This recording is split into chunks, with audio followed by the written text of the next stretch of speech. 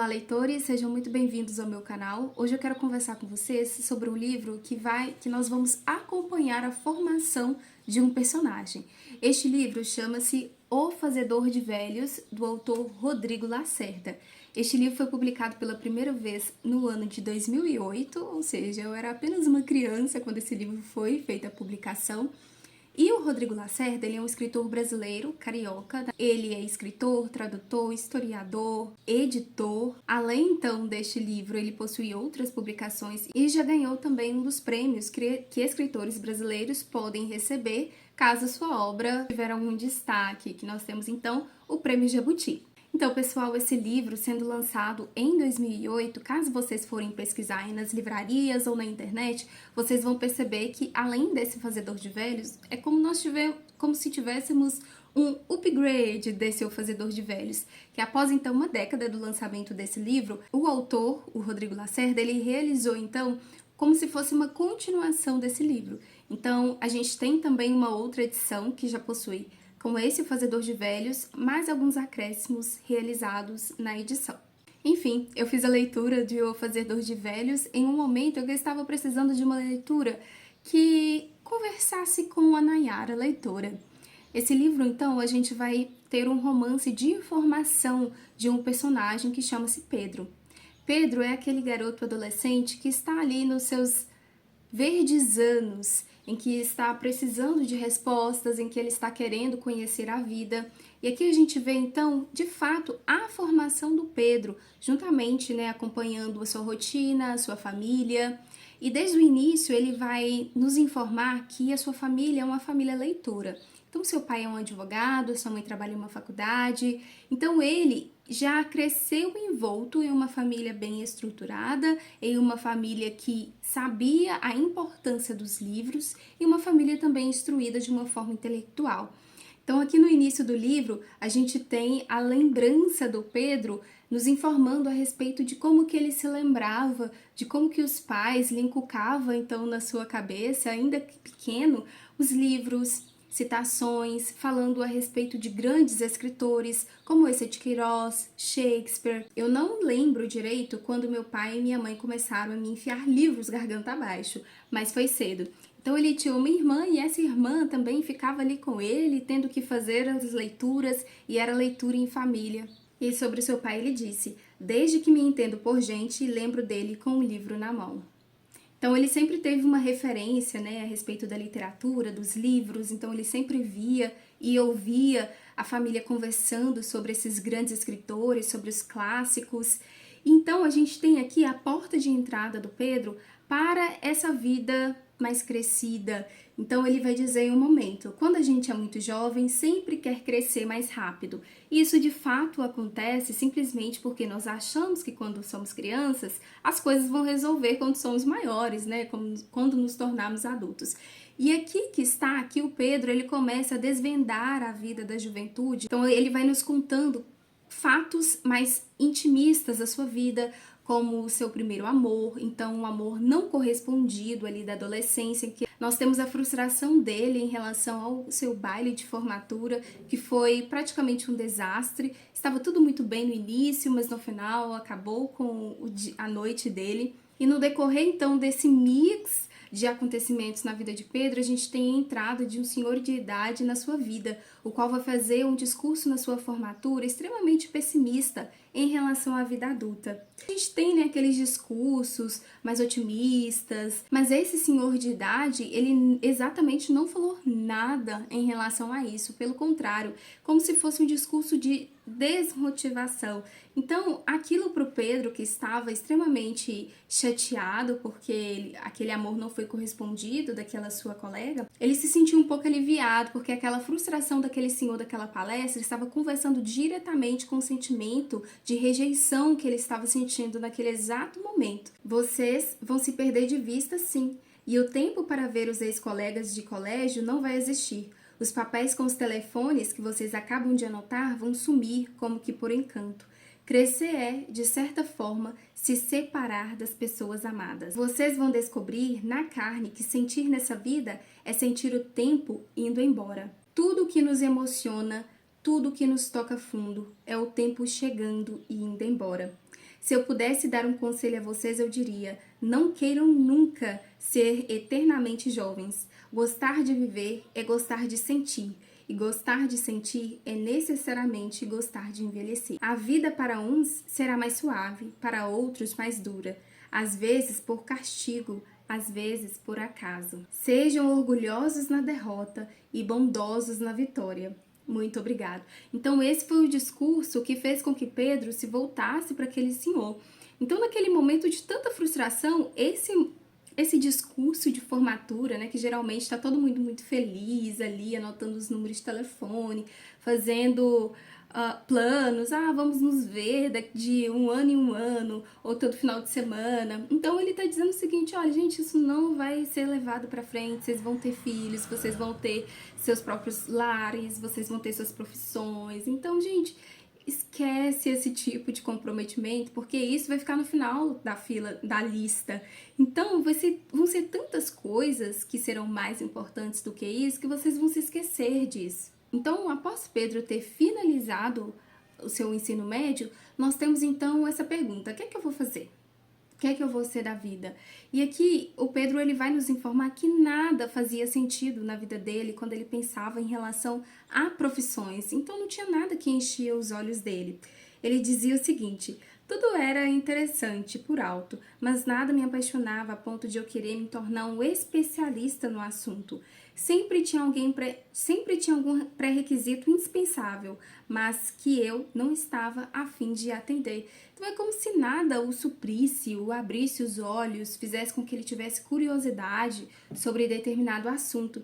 E ele vai nos informar então que um dos benefícios ou um dos passatempos que ele mais gostava após ter escolhido o curso de História foi visitar livrarias, foi ir a sebos.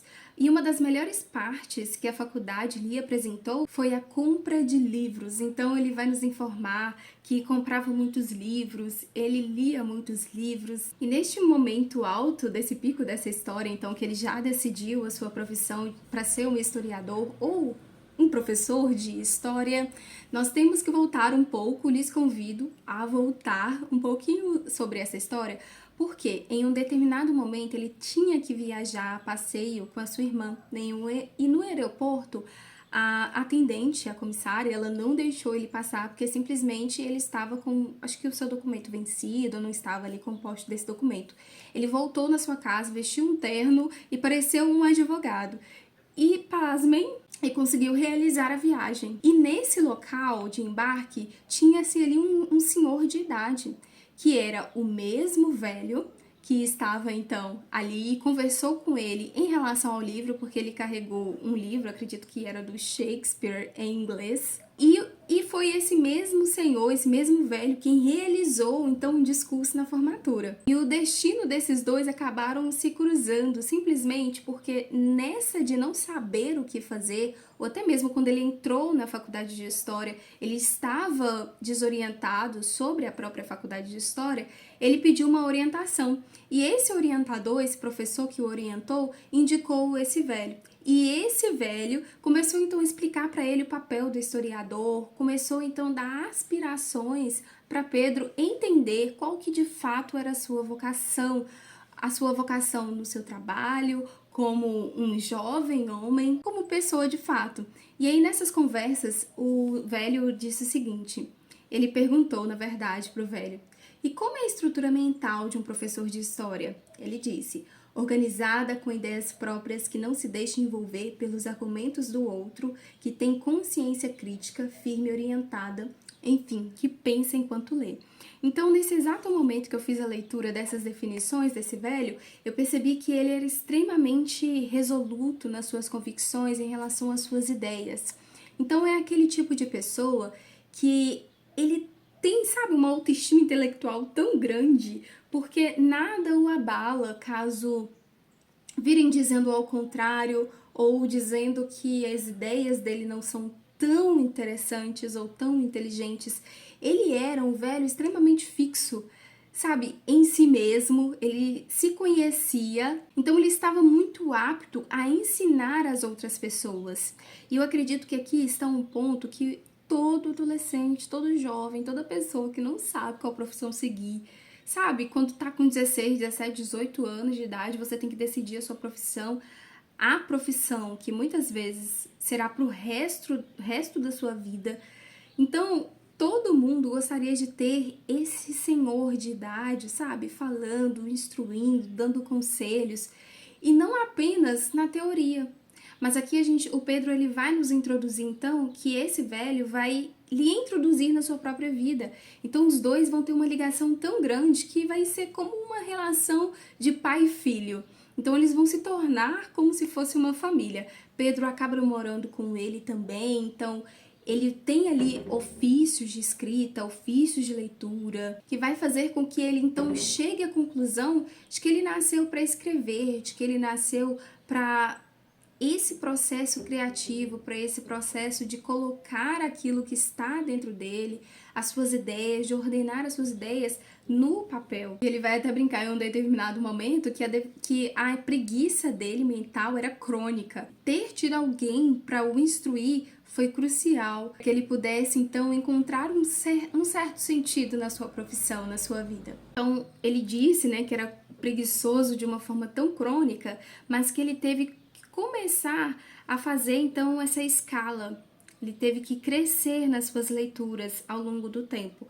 Simplesmente porque, por exemplo, ele vai dizer que o Ijuca Pirama, né, era muito bom, que ele gostava bastante, né, ou que ele gostava, né, da narrativa do livro, mas que quando ele começou a pegar outros livros, então aquilo começou a o desafiar. Então ele teve que partir de livros que ele já conhecia o enredo, conhecia a história, para livros que eram de uma linguagem mais difícil, que exigia mais da mente dele. E aqui o livro, ele vai dando essa ideia, então, de que quanto mais a gente se desafia a novas leituras, a coisas que de fato vão nos fazer crescer, nós vamos tendo a experiência daquilo que Nabucco falou lá na colação de formatura do ensino médio, que é saber envelhecer.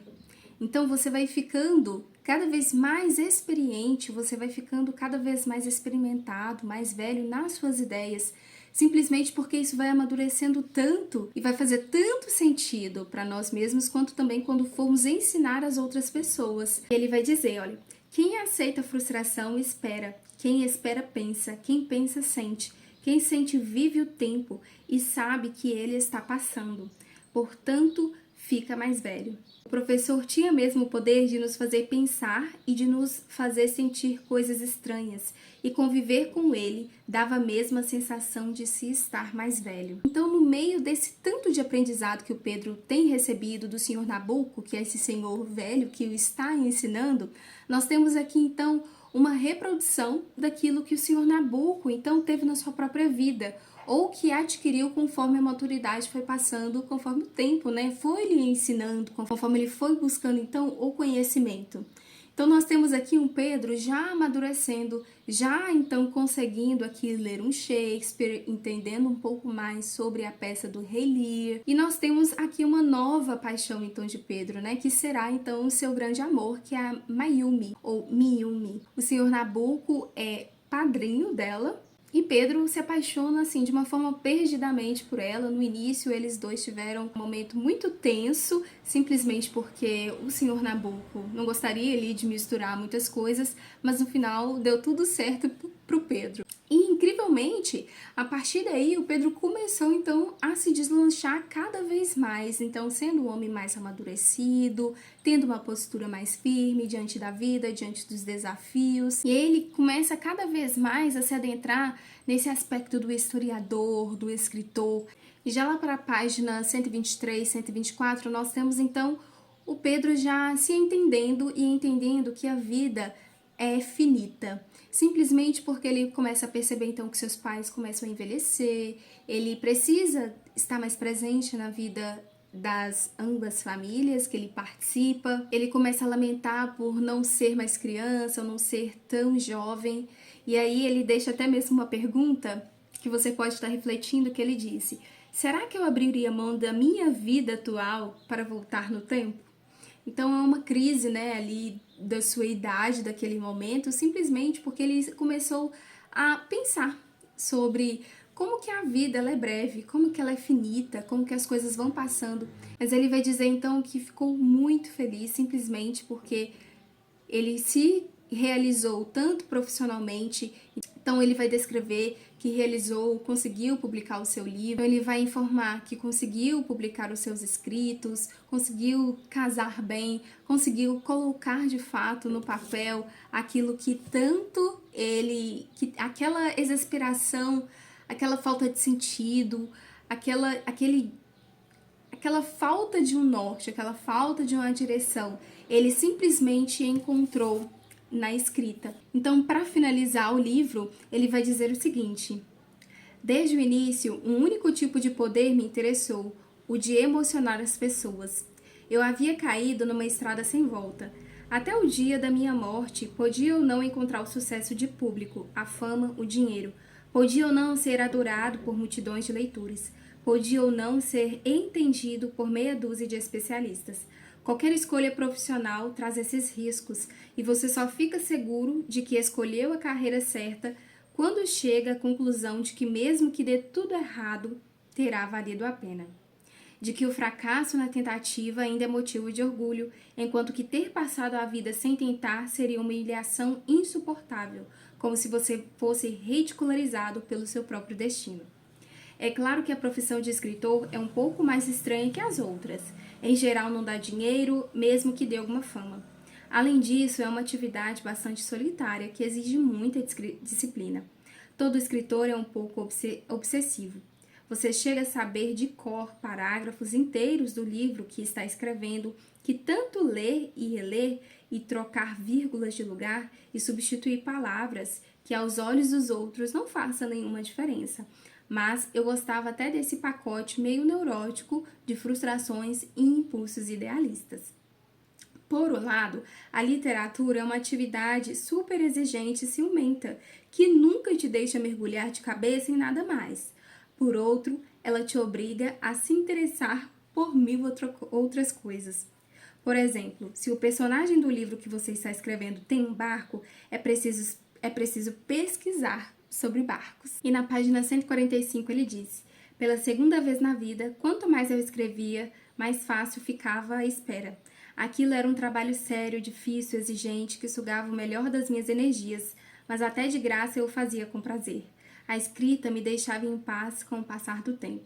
O importante era eu sentar na frente do computador e de algum jeito botar os meus pensamentos em palavras. Fazendo isso, eu estava feliz. Enfim, pessoal, vou lhes dizer que eu gostei muito dessa leitura, simplesmente porque essa leitura veio em um momento em que eu, queria ler alguma coisa em relação à escrita, à leitura, ou simplesmente que falasse assim comigo. Esse livro, ele suscitou dentro de mim tantas coisas, lá do passado, lá da adolescência, lá do ensino médio, coisas que eu entendi o Pedro no decorrer, então, da sua vida. Simplesmente as incertezas, as inseguranças, as dúvidas que acabam sobrevindo em uma mente que, não está de toda com maturidade, sendo extremamente já formada. Então nós temos aqui a formação do homem Pedro, do escritor homem Pedro, e como que a importância de um homem mais instruído fez com que ele chegasse então nessa conclusão da sua profissão, daquilo que ele gostava de fato de fazer. Enfim, pessoal, um livro muito reflexivo que eu recomendo muito para vocês estarem aí fazendo a leitura. Deixe aqui embaixo para mim nos comentários, qual que é a opinião de vocês sobre a narrativa desse livro, se você já leu esse livro, se você quer ler esse livro, e eu vou gostar bastante de ouvir vocês aqui nos comentários.